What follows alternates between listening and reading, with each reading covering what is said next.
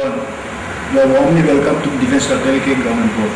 Today we are going to discuss on some allegations thrown against Sri Lankan security forces, saying that they were involved in war crimes by so-called international right groups. So what do you think of it? Yeah, I think one thing we have to realize is everything is political. When people talk of human rights, almost all of them have agendas.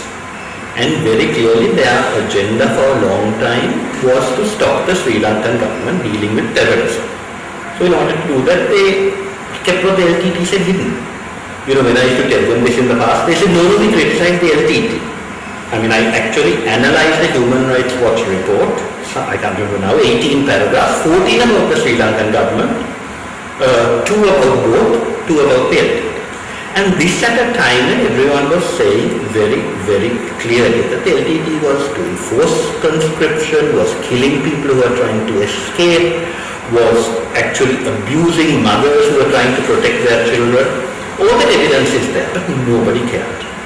So we have to recognize that taking these people seriously is only done by other people who have a political agenda.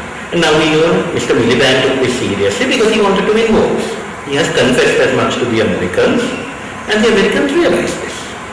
But for their own reasons, they also did not were not as tough with him as they should have been. They needed supporting Iraq. So this world is composed of immoral people. Now with regard to the allegations against us, what really worries me is the total lack of academic engagement. Whenever anything is produced, first it has a clear reason.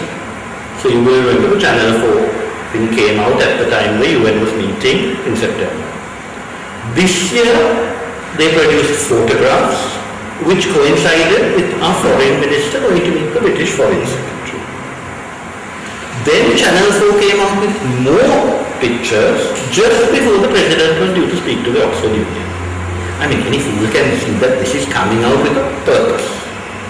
But also story changes each time. When Channel 4 produced their first set of videos a year ago, they claimed that these had been taken in January 2009. We proved that the script on the camera said July 2009. So what they said was obviously untrue.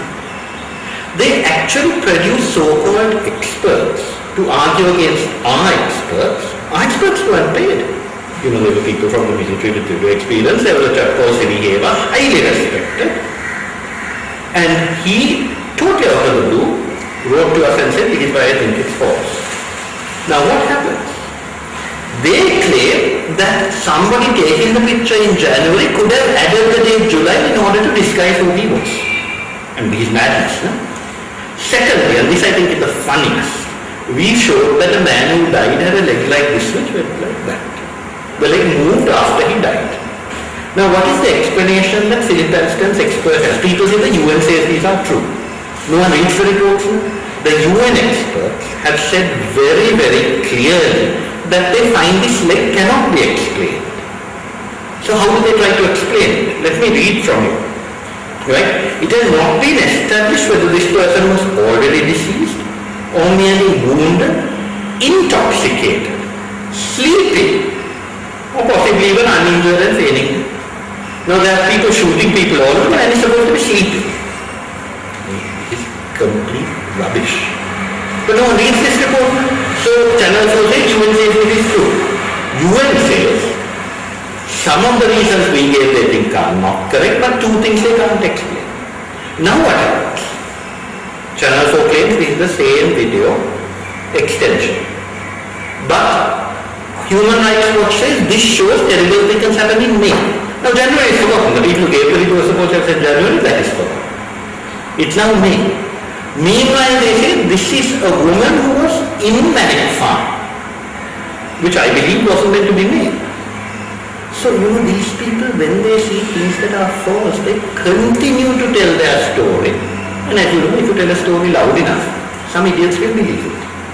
So I'm afraid this is a stunning indictment of the hypocrisy of people who claim to be interested in human rights and, as you said very rightly, have not bothered about the horrendous evidence of our servicemen taken into custody, tortured and killed.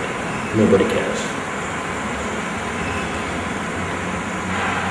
Now, when we're discussing on the 26 million person of Sri Lanka Army and Navy who were abducted and held there for 3 years as prisoners of war and had been severely tortured, killed and burned before they were buried in mass graveyard at secret hideout at Mallipuram in Mulativ Jungle on 6 January 2009. This has been revealed by LTT suspects who were allegedly involved in the killing and are now in custody.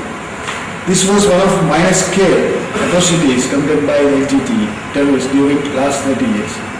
And this is a clear evidence of a mass murder. What is your comment on that? Well, as I said before, it seems to be very clear that the world doesn't care. Of course, they'll now say there's no point caring because the LTT is over. But we know perfectly well there are people trying to revive the LTT, which is why it's important to point out what a horrible organization it was. So that's one thing. No one is interested. If accept this, the world is not sympathetic to someone who has shown them how to do things our way. They want to do things their way. We succeeded our way. The rest of the world is not succeeding in defeating terrorism, partly because they are really not very good at treating civilians properly. All that evidence has come out, unlike us. I'm not saying we're 100% perfect, but compared with any other country in the world, we need more for civilians. That is clear. But here, you have a situation where for many years, as you said, Ajaz Rahel, the ICRC was meant to visit. Either the ICRC deliberately closed its eyes to this, but I don't think that's the case. Sometimes you think these people are horrible, they're just foolish. I have been to that camp.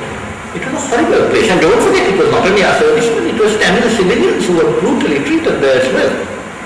And all this was going on while the ICRC was supposed to visit. If they had bothered to check with the civilians there around about, they would have known what was going on, but they didn't know. The LTT couldn't allow it. Now, all this was happening. Some of it was revealed in certain reports. There's an agency called the University Teacher for Human Rights. It sometimes gets things wrong, but they admit when they get things wrong. But on the whole, they're sincere. They say they're things very critical of government, and I think we should look at this. And if when we show that they're wrong, they admit they're wrong. They did so with regard to the ACF case in Mutu. They pointed this out a long time ago, but we were not being told by the UN. And it's a bit like I told the UN this. They never revealed the fact that the LTT was conscripting one person per family.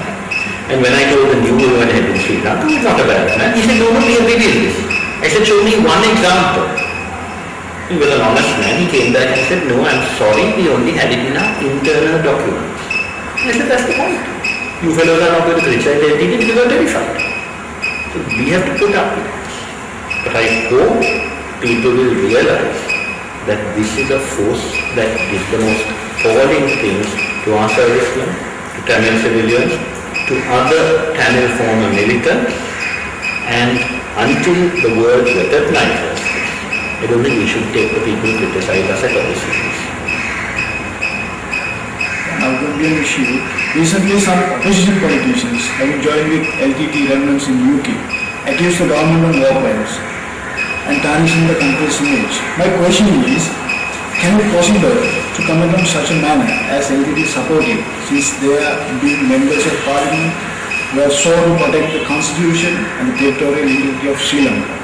And this is clearly supporting terrorism. What do you think? Well, my view is politicians tend to do what is convenient for them. Sometimes they do incredibly foolish things.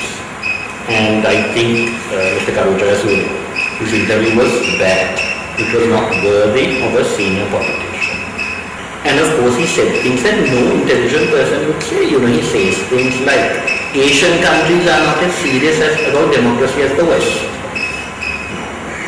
We have seen from WikiLeaks that Western democracy also has a lot of things suspicious about it. Political leaders do what they want to do. So for a man to say such a foolish thing shows that he's trying to, let's say, win favor with people, rather than actually looking at Sri Lankan interests. The case of Dr. Jala was in London was different, in that they should, I think, rightly set up an investigative committee to look into what he said. My reading is that he is a very cunning person. I think he also used the UNP organizer in London, who's a man called Roger Srinivasan, and I told him that UNP shouldn't have people like that. Mr. Land was democratically elected, which is the first time the UNP has elected anyone democratically ever, I think, in the last 10 years. So I'm afraid these are people who try to get advantage out of short-term pleasures and attacking government. But I think the Sri Lankan people have shown them very clearly that it is not the way to become a political success in Sri Lanka. So thank you very much, sir.